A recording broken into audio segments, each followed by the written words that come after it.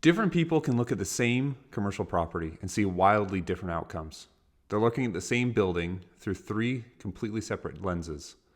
And that difference explains why one person walks away, one overpays, and one makes a fortune. Commercial real estate analysis isn't universal. It depends entirely on why the property is being bought. Most buyers fall into one of 3 categories: income, appreciation, or owner occupancy.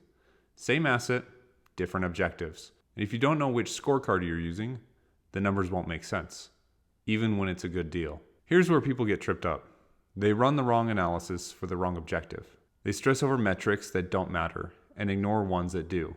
So let's walk through how each buyer might evaluate a deal. The income buyer starts with one question: will this property reliably pay me without surprises? They care about what already exists.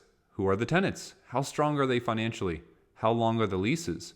And who's responsible for paying expenses? They look closely at the net operating income, debt service coverage, and how the property performs if rents never go up. They assume nothing improves. Vacancy is stress tested, expenses are padded, and debt is conservative. If the deal works under boring assumptions, it might be a good income deal. Income buyers will typically underwrite for durability. The appreciation buyer starts in a different place. They ask, what's broken and can I fix it? They study why the property is underperforming: below market rents, poor management, deferred maintenance, outdated tenant mix, or a market that hasn't caught up yet. Then they change the model. What happens when rents reset? What happens after renovations?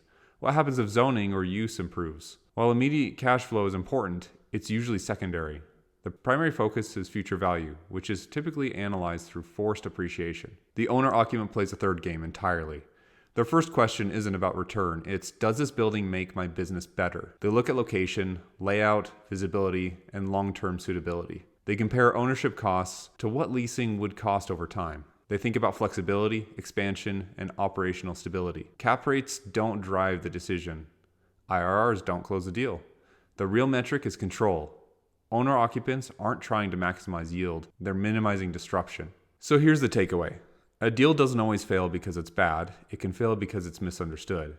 Once you choose the correct lens, the numbers usually line up pretty quickly. Commercial real estate rewards people who know what game they're playing before they start keeping score. Thanks for watching. If this helped, like and subscribe.